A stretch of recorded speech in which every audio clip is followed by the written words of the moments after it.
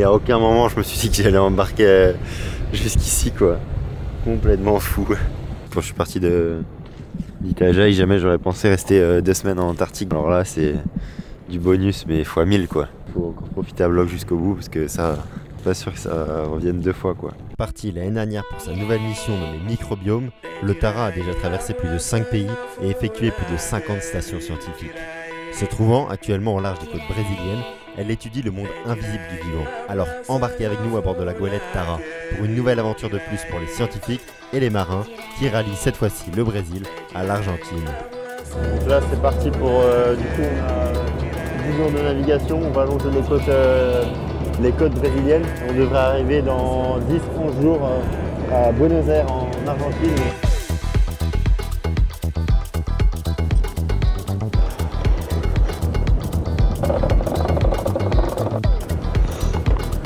Ok, on a pas mal de vent là, on est au près. On a établi toutes les voiles, là on a mis 2 grands voiles avec un riz et puis la trinquette à l'avant. Profitant de bonnes conditions météo, la goélette a pu hisser ses plus belles voiles afin d'arriver à temps sur la première station scientifique de l'escale. Today we are going to sample a station that in a location that is known to have upwelling. I'm very excited, a bit nervous as well, but feeling good. As soon as the rosette is back, they can sample and then us we can take the nets and put the nets overboard. Après un véritable ballet scientifique sur le pont de la goélette en journée, le Tara est repassé en mode navigation pour se rendre sur un nouveau lieu de prélèvement.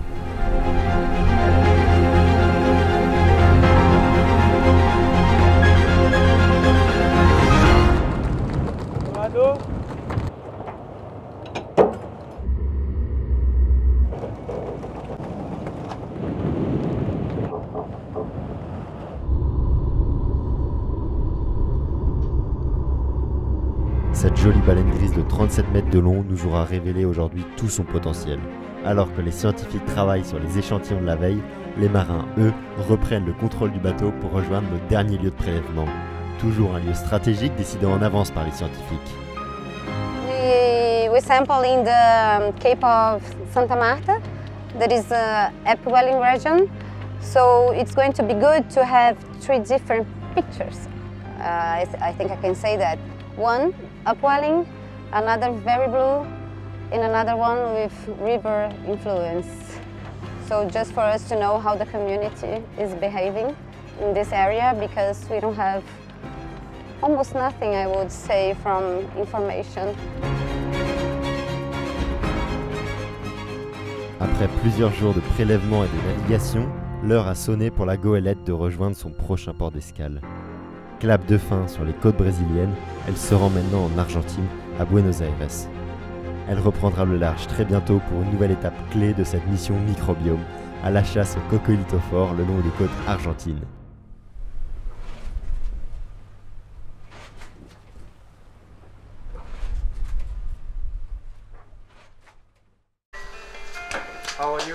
Salut. Après une semaine d'escale et un changement d'équipage, la goélette reprend le large pour une nouvelle étape clé au large des côtes argentines. On est au départ de Buenos Aires, il y a Buenos Aires derrière au fond. Et là on est accompagné et escorté par hélico et bateau de la préfecture. Et là c'est parti pour 23 jours sur le bateau ici, jusqu'à Ushuaia.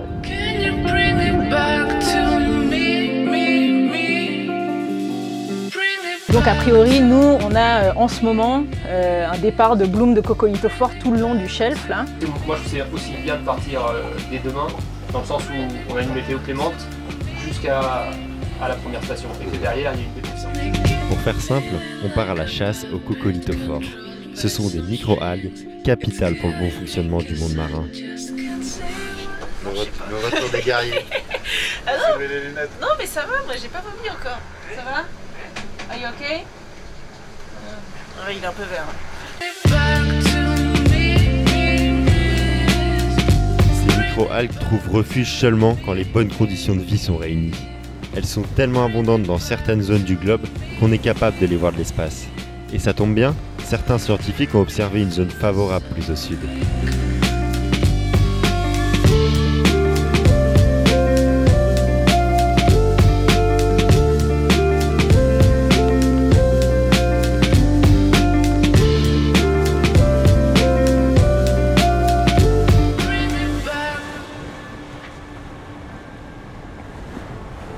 vent nous a quittés depuis quelques heures, on observe un spectacle sans précédent autour de la goélette. Ah, je viens de voir quelque chose sonder là-bas, avant bâbord traverse. Ah là-bas, ouais.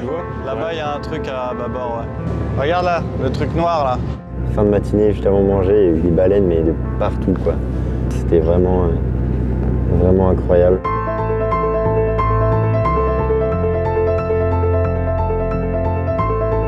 Il y avait de la vie de partout, quoi. Tous les 300 mètres, il y avait des otaries. C'était assez incroyable de voir ça. Bref, un pur moment de bonheur pour toute l'équipe du bord prête à chasser nos coccolithophores. Ce matin, on a envoyé la première rosette qui nous permet de se faire une idée de la présence des coccolithophores dans la masse d'eau. Et on est super contents parce qu'a priori, on n'a pas trop mal visé et on a des super concentrations, donc on a de quoi bosser, quoi. Donc,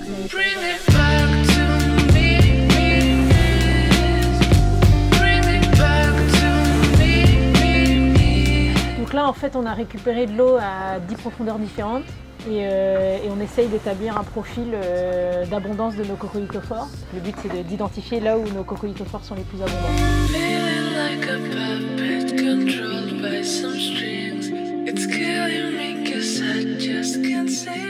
Après 2 jours de prélèvement à braver la houle et les mouvements du bateau, notre équipe de scientifiques laisse de la place sur le pont pour les marins.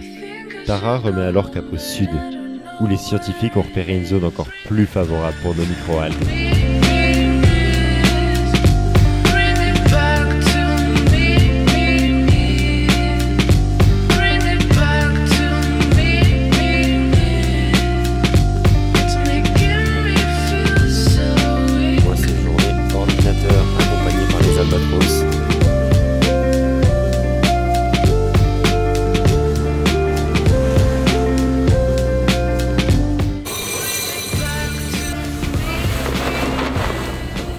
La première station ayant fonctionné du tonnerre, la goélette a alors vêtu sa plus belle robe pour fêter ça.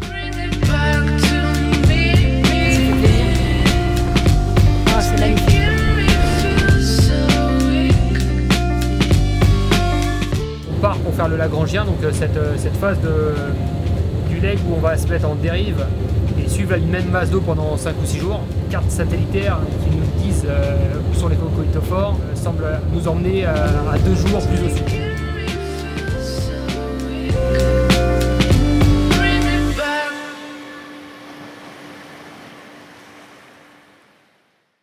Cette semaine, on s'attaque au gros morceau scientifique de l'étape. La goélette prend une semaine de pause où elle met les voiles de côté pour dériver quelques jours. Et tout ça pour la science. Dans la brume. Après avoir échantillonné sur des zones bien précises la semaine dernière, cette semaine c'est bien différent. On va suivre la même masse d'eau pendant 5 ou 6 jours où le bateau va se laisser dériver. On cherche à suivre nos microalgues et les traquer pendant plus d'1 semaine. Un challenge de taille pour nos scientifiques. Tous les jours en fait c'est un autre scientifique qui monte en haut du mât, qui repère un peu la zone et c'est super en fait de savoir qu'on est capable de faire comme les images satellites en fait. Elle c'est Flora, c'est la chef scientifique à bord du bateau. Et si elle est montée en haut du mât, c'était juste pour la photo. Le matos surdimensionné. À pêcher là, c'est Michel. C'est le seul à bord spécialisé dans les aérosols, ces particules qui se trouvent à la fois dans l'air et à la surface de l'eau. Il collecte aussi des données en haut du mât. Morgane, c'est notre biologiste moléculaire. Tout droit venue de Roscoff, elle passe ses journées entre le pont et le labo. Guillaume, lui, gère un bon nombre d'instruments à bord. Ingénieur spécialisé en optique et satellite, il met au point un certain nombre de cartes qui nous permettent de chasser nos microalgues. Et enfin, Connie, notre chimiste du bord, et Ricardo, notre scientifique argentin de la zone, qui est en quelque sorte notre guide local sur l'étape. The life is wonderful, comfortable, you know, it's friendly. It's okay. La première étape consiste à trouver une zone intéressante pour commencer notre chasse, et c'est là le plus difficile. On doit sans cesse faire des compromis avec la météo, qui ne nous permet pas toujours d'échantillonner. Because wind is coming Saturday. And we cannot sample with the wind? Maybe too strong.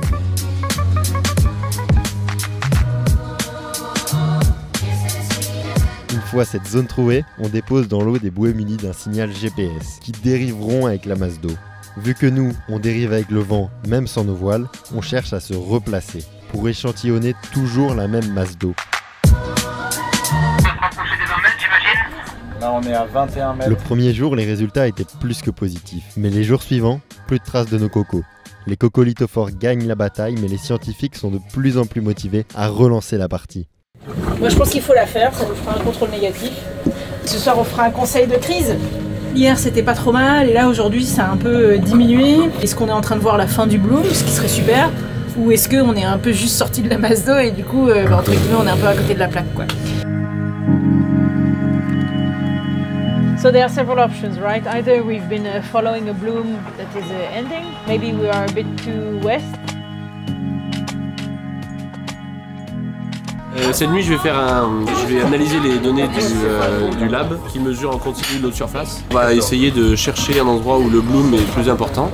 Et si on trouve un endroit intéressant, je vais réveiller Flora. Il est 2h30 du matin, mais on a pris la décision hier d'essayer d'aller un peu plus à l'est et de faire une sorte de prospection. Et c'est super parce qu'on trouve des concentrations assez élevées. And what was it today during your sampling station? Something like 370. Wow. Les jours suivants, c'est le jackpot. Des coccolithophores en abondance et une météo parfaite pour échantillonner. C'était pas forcément prévu que ça se passe comme ça. C'est pour le coup hier, c'était vraiment la chasse. The water color changes from dark blue to more milky. You can see it by eye that they are happy and that they are around. It was a good idea to change our location.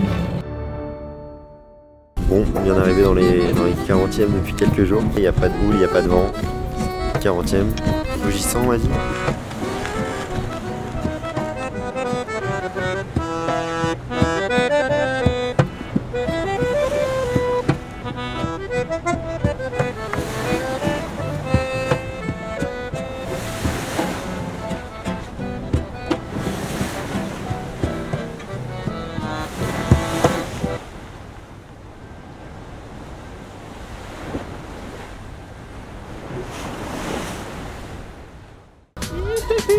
Ça fume de partout, petit aperçu.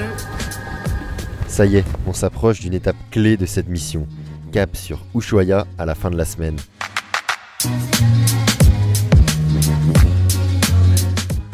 Genre on arrive dans 3-4 jours, on devrait arriver à Ushuaia. De belles lumières, et on a eu du vent, on devait avoir 35, des pointes à 45, c'est assez impressionnant.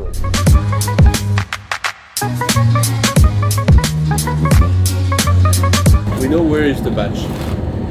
If you want to give it a try, we should go and try it where it's the highest. Yeah, but compromising with the weather also, right? This is the high chlorophyle this morning. The wind is come from that direction. Half an hour we put down the sail. Yes. You can try, maybe, or waiting. Moi qui pensais en avoir fini avec la science, c'est reparti. Ushuaia, c'est pas pour tout de suite, et il faudra en plus composer avec une météo bien musclée pour ces dernières stations.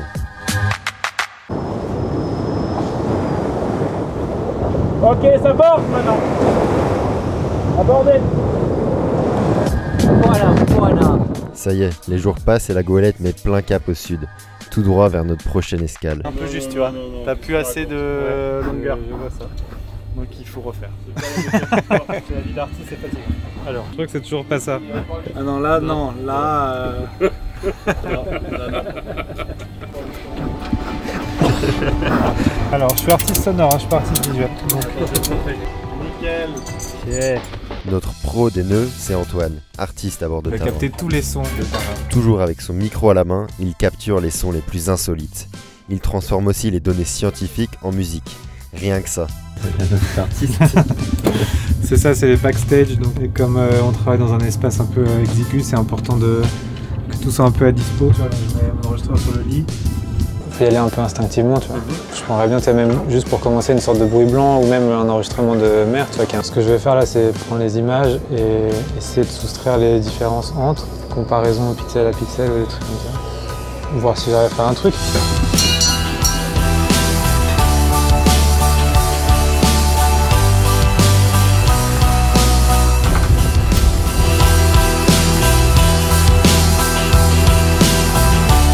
C'est la dernière station dans la Terre. Mission de fou, on n'a pas pu rêver mieux.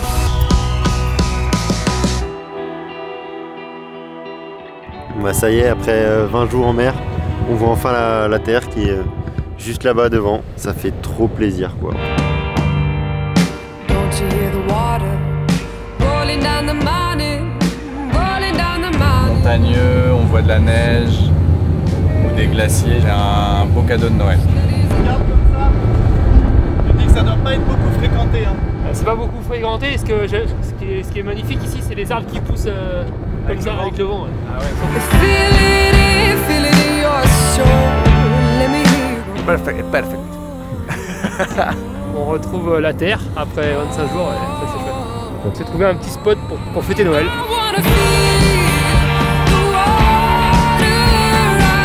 On est en Argentine, au sud du sud de l'Argentine. Il y a l'île des États juste derrière et c'est la folie. Kayaking. Vaya de suceso. Bien. Expedition. Kayak.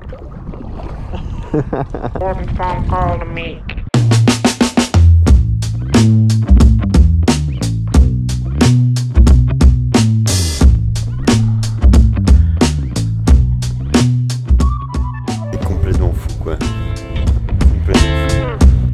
Cette journée du 25 décembre, je pense qu'elle restera à tous gravée dans nos souvenirs. Ça fait quoi de quitter ce petit BMS? On va à Ushuaia quand même. Petit mouillage sympa ici. Première découverte de la Patagonie pour moi. Sauvage, tranquille. Après 2 jours de mouillage dans ce coin de paradis perdu en Patagonie, on se rapproche de notre destination finale. Les paysages sont de plus en plus découpés et ça nous change du bleu à perte de vue. On attaque le Beagle là. Grand plaisir, c'est cool.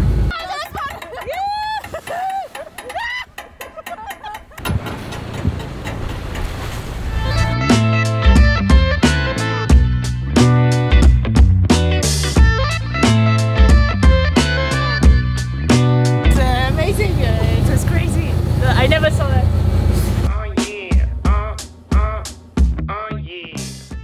Morning sir, going to Ushuaia.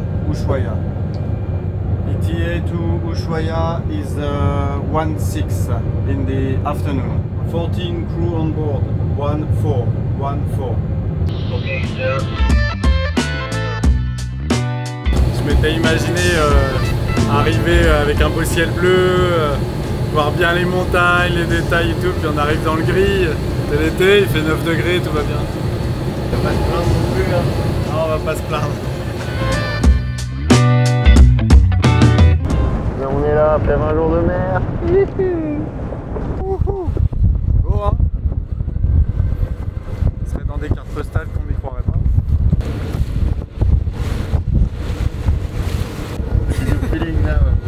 I'm feeling sad and happy at the same time. It's the end of 3 wonderful weeks. Ouais, ça y est, on arrive à Ushuaia. Ushuaia, c'est fait. Un grand coup de chapeau aux marins du bord. Sam, Nico, Léo, Carole, Matt et Alain pour cette aventure partagée tous ensemble. La goélette quittera le quai la semaine prochaine pour la fameuse traversée du détroit de Drake, entre le Cap Horn et l'Antarctique, où elle y restera plus de 2 mois.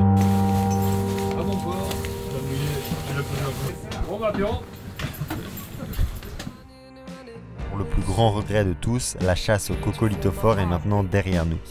Une partie de la Dream Team quitte le bord, alors que pour nous, une semaine d'escale est à venir à Ushuaia. Une semaine à préparer le bateau qui partira avec plus de 2 mois d'avitaillement à bord.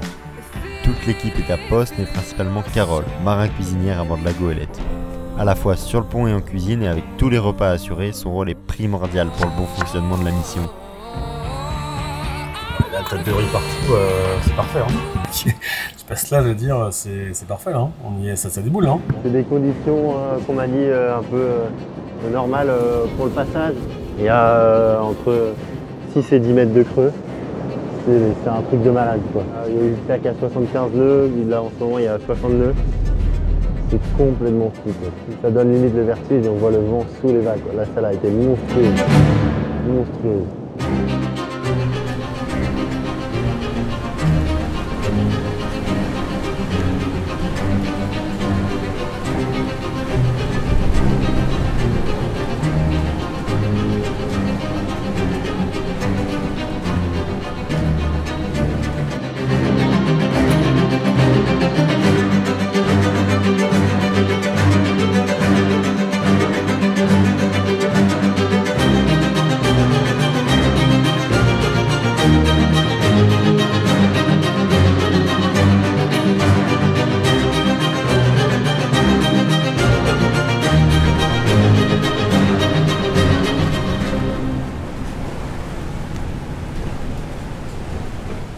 Et Tara qui est comme d'habitude dans ces conditions-là. Un chalet suisse quoi, c'est paisible. Regarde, je suis en pantoufles. C'est rouge quand même de Peter, mais je suis en pantoufles. Avec une mer de plus de 8 mètres et 50 nœuds de vent, la goélette était littéralement dans son élément. Un océan aussi bien terrifiant que captivant. Oh là là là là, les creux, j'ai jamais vu ça.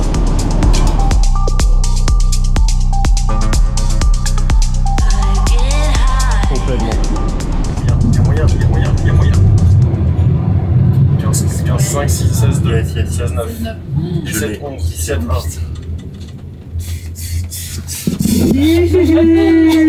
On a eu 75 nœuds en vrai. Ça, j'avais jamais vu encore. Sacré break. Les jours s'enchaînent et le froid commence à s'installer dans le bateau, rendant les manœuvres de plus en plus rudes. C'est quand même 1200 000 en fait. C'est à 9 mètres, j'ai jamais vu ça impressionnant et beau. Pas de douche, je garde les mêmes fringues. Le froid arrive dans le bateau, la mer est mauvaise. On a pris un peu cher, le Yankee aussi.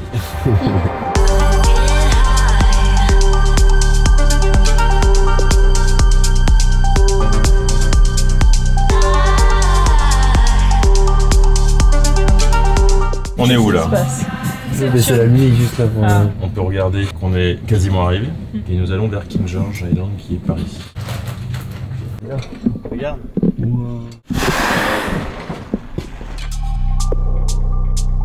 Elle est énorme.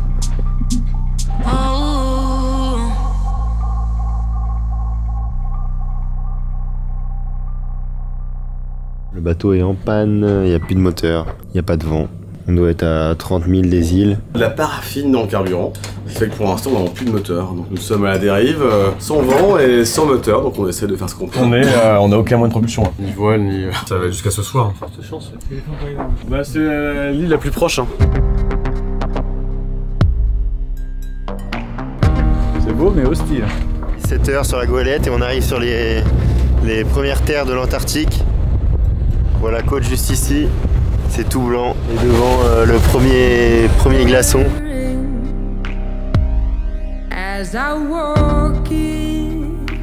Le premier glaçon qu'on a devant nous. Sympa. Avec quelques petits jugulaires, un manchot jugulaire, magnifique. Revoir la goélette proche d'un iceberg, c'est tout un symbole. Le retour en région polaire après plus de 7 ans. C'est spectaculaire. Voilà, avec les lumières en plus. Être confronté à des paysages comme ça nous rappelle une chose. C'est cet écosystème qu'il faut protéger à tout prix et c'est à cette fin que la goélette va passer plus d'1 mois à étudier cette partie de l'océan en bordure du monde.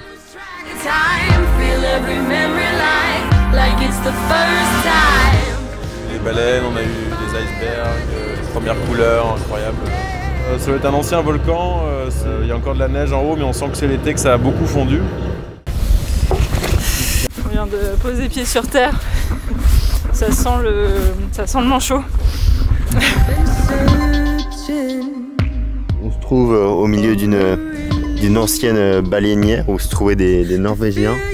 On a vu que c'était dans les années 1920. Une ambiance complètement lunaire dans cette région du monde complètement dingue. Il y a le bateau derrière, on est au milieu de la baie.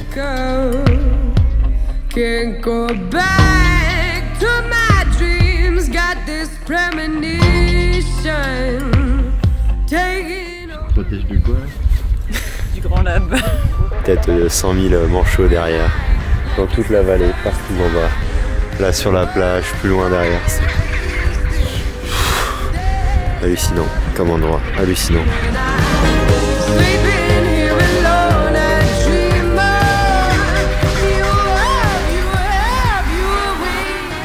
On observe ici une des plus grandes colonies de manchots jugulaires de la péninsule antarctique, qui puise toutes ses ressources dans l'océan, se nourrissant essentiellement de krill.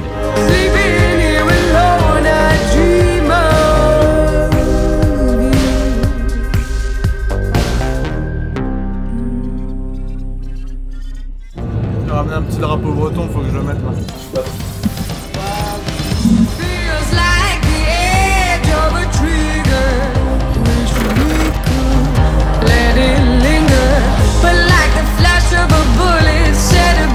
Et vraiment qu'on est sous voile, on longe les glaciers depuis quelques heures, c'est juste magnifique, on se phénoménal d'être ici.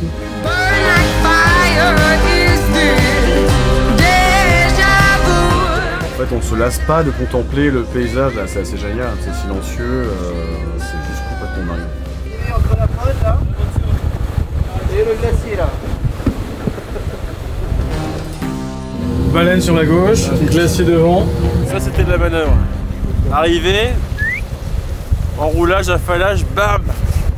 Propre, joli, j'aime. Une belle arrivée dans la baie, front de glacier, la baleine, et c'était une super manœuvre.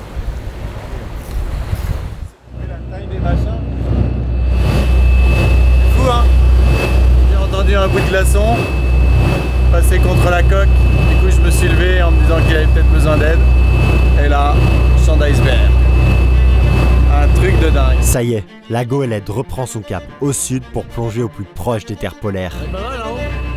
La lumière est dingue aussi en plein, non? Tout à l'heure, en fait, on voyait quasiment plus l'écran. Toutes ces taches, ce sont des icebergs. Au retour, il est 3 h du matin, il fait jour. On arrive dans une immensité de glace, comme une entrée dans un monde nouveau. C'est le kiff total, non? Cette étape s'annonce rude et grandiose, et les cartes des glaces sont favorables pour la suite. Allez! Bah regarde, c'est pas beau comme nouvelle ça? Ah bah ouais, c'est un ouvert là jusque là. Alors embarquez avec nous pour revivre ces moments mémorables passés en Antarctique, sur la goélette Tara, qui retrouve ici son environnement naturel. J'aime bien les petites sommets qu'il y a derrière là, regarde. 1, 2, 3, 4, 5, 6 d'affilée. C'est déjà tombé 2 fois. Ça m'énerve. J'attends qu'une chose, c'est un petit degré de plus. Allez, on choisit lequel pour demain?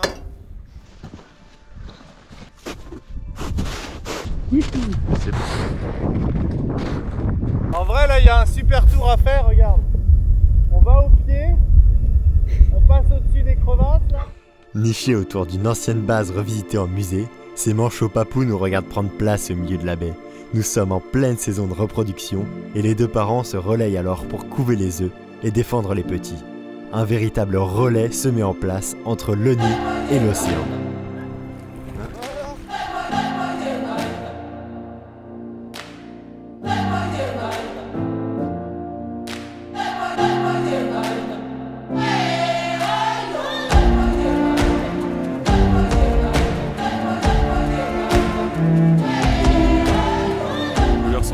C'est un peu sombre, il t'a juste des pages de lumière. C'est incroyable. Au fur et à mesure où nous descendons vers des terres inaccessibles, nous observons de plus en plus de vie.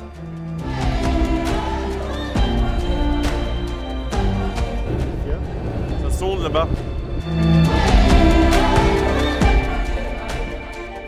Je viens de voir des baleines, des lions de mer, des crevasses, des avalanches, des glaciers qui s'effondrent, des icebergs qui se retournent. C'est un film le truc, c'est un film. On est perdu en fait ça. C'est magnifique de chaque côté. Je sais plus quoi faire en fait. J'ai vraiment pu donner de la tête en fait. Tribord, il y a une ambiance qui a rien à voir avec Bâbord mais qui est exceptionnelle. Avec les oreilles du renard. C'est comme ça que ça s'appelle? Ouais, le Cap Renard. C'est 2 oreilles de renard. Et les jeunes toujours sur leur portable. Et Mathieu, incroyable. Mais de toute façon, on va le priver. Hein. À Candy Crush. Ouais. Je crois qu'on est en Antarctique. C'est pas mal, hein. Ça y est. Je crois qu'on est arrivé. Ouais.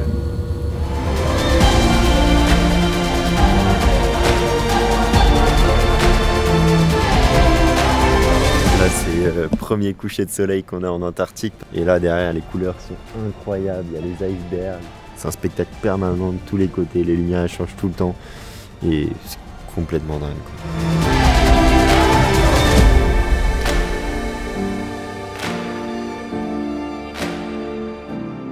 Ce soir-là, l'Antarctique nous révèle ce qu'elle a de plus beau. Un champ de glace à perte de vue nous donne l'impression d'être dans un autre monde.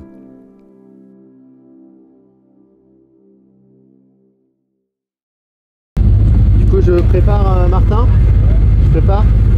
Ok. Voilà, on est dans la glace à bord, dans le passage de Lemaire. Et je prépare le drone pour voir s'il y a un passage ou pas à travers les icebergs.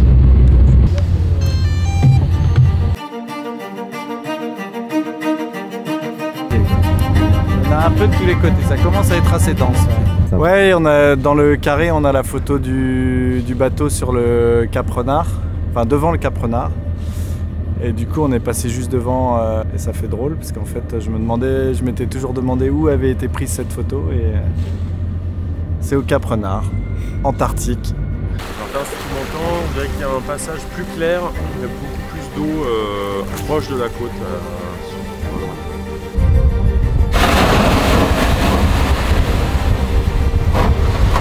Là, c'est le slalom entre les morceaux de glace. Il y a des manchots, il y a tout quoi.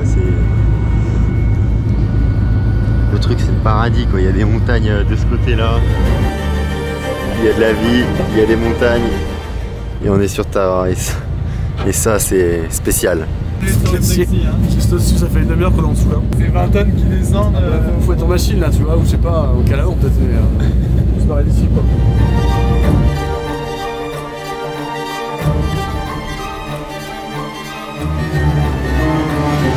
Il doit être minuit et le soleil se lève à 2 h du mat. Fatigant parce que tu te poses et il y a toujours quelque chose à regarder, toujours quelque chose à prendre. Trop quoi.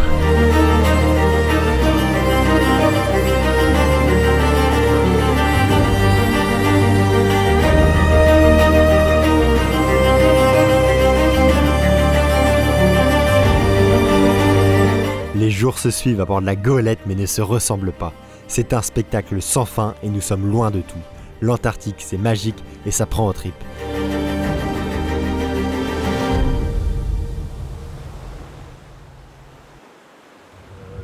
Je sais pas, moi je sors et je trouve ça surprenant de voir ce vent-là dans ces tours d'iceberg. C'est pas l'image qu'on avait des derniers jours. Ah non, pas du tout, non. Là, on a pris 52 nœuds de vent apparent, là, en rafale. Ça commence à faire pas mal. Hein. C'est assez étonnant comme contraste, là où tu penses l'Antarctique assez calme, paisible, enfin moi en tout cas, de voir la mer Blanche et au milieu des icebergs avec le soleil qui reflète dedans, c'est vraiment des belles lumières et des beaux contrastes. Avec le soleil et le petit clapot, on les voit pas. Les gros, ça va, ils sont jetés au radar, mais les petits, ils sont noyés une fois. Pas comme ça qu'on va pêcher mieux, hein. Les montagnes se découpent et les icebergs grandissent. Les mâts de la goélette paraissent petits face à ces monstres de glace et nous paraissons encore bien plus petits face à la vie qui nous entoure. On va arriver à un nouveau mouillage et là ça commence à cailler. Là. On a fait une bonne dépression les derniers jours, c'est top. Autour de nous, la nature est hostile. Plus que jamais, nous ne l'avons entendu gronder. A priori, nous ne sommes pas les bienvenus dans cette terre si reculée.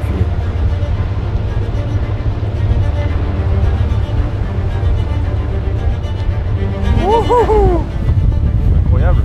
Une terre où nichent des millions de manchots. On observe ici des manchots papous.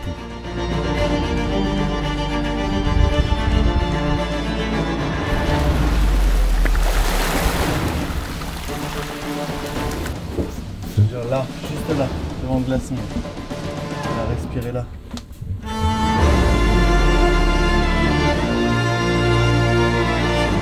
Voilà, on s'approche des derniers jours en Antarctique. C'est encore tout blanc, il y a des manchots qui se baladent autour, une rouquerie derrière, bref, classique quoi.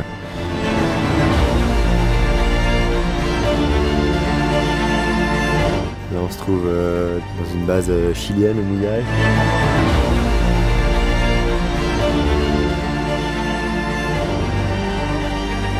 Et on remonte toujours tranquillement vers King George et vers la pointe de la péninsule antarctique.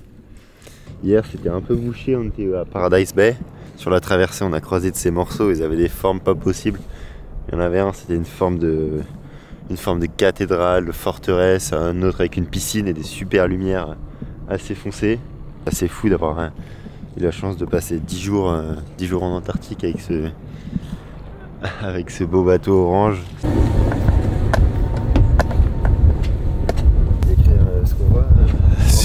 Ce qu'on voit là, c'est la folie, c'est ce que j'attends depuis je sais pas 15 jours au moins. Je pense que c'est le festin des baleines là. Notre belle baleine grise s'est offert un peu de compagnie pour la soirée. Autour, c'est le festin. Elles se regroupent par groupe de 4 ou 5 pour piéger le krill, leur alimentation principale. Il y a 10, 15, c'est difficile à dire parce qu'il y en a partout. Et on les voit sonder, on les voit danser, on imagine qu'elles mangent. C'est un spectacle fantastique, merveilleux.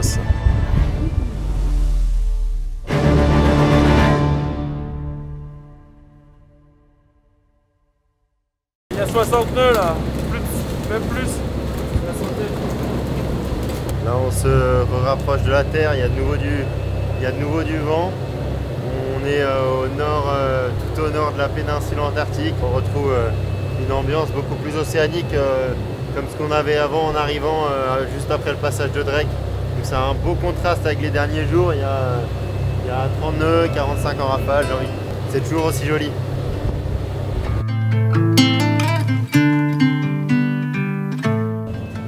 On déclaque à 54 nœuds, 55, allez. On était dehors, il y avait 20 nœuds, on arrive dedans, 65 en apparent. En rafale, 62 en réel. Vous voyez plus rien devant? C'est Brooklyn ça? Mais non. Ah ouais, cool. Il est monde hein.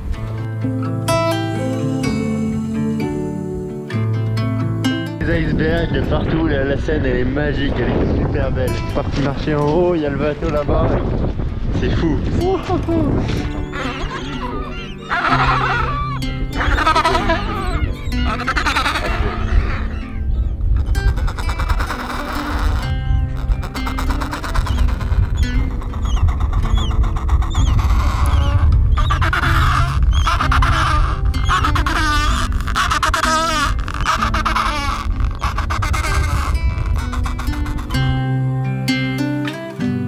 La colonie de Manchot Adélie abrite ici des juvéniles qui nichent sur les hauts de la colline. À la naissance, les petits sont recouverts d'un duvet et les parents se relayent pour aller les nourrir. Les poussins se regroupent en crèche proche de leur colonie et reviennent au nid quand leurs parents les appellent.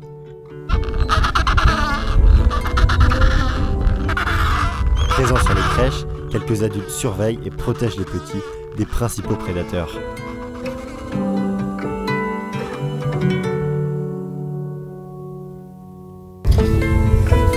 Ça y est, c'est la fin pour moi à bord de la goélette pour cette série de vidéos. Le trajet est loin d'être fini pour la goélette qui repart pour une nouvelle mission d'1 mois en mer de Weddell à faire des échantillonnages scientifiques au large et dans des conditions bien plus inconfortables que d'habitude. Il n'y a pas de point de repli, c'est-à-dire qu'en fait le seul endroit où on peut s'abriter ou se cacher, ce sont ces gros tabulaires qui se baladent. Après 3 mois passés à bord de la goélette, il est temps de faire le bilan. On peut tous rentrer chez nous, c'est quoi le... Eh ben ta mission est terminée, tu peux rentrer chez toi. Et non, nous on continue, on va aller en mer de Weddell faire des prélèvements et s'éclater, ça va être assez cool. Je crois que je ne réalise pas encore. Tout était trop grand, trop fort, jamais de ma vie je n'avais vécu quelque chose pareil. Je n'avais jamais autant produit, été inspiré, fait de rencontres humaines, vu des océans de cette ampleur, des ciels étoilés, des montagnes, des animaux, des oiseaux, bref, un tout, mais sur un support unique, la goélette Tara.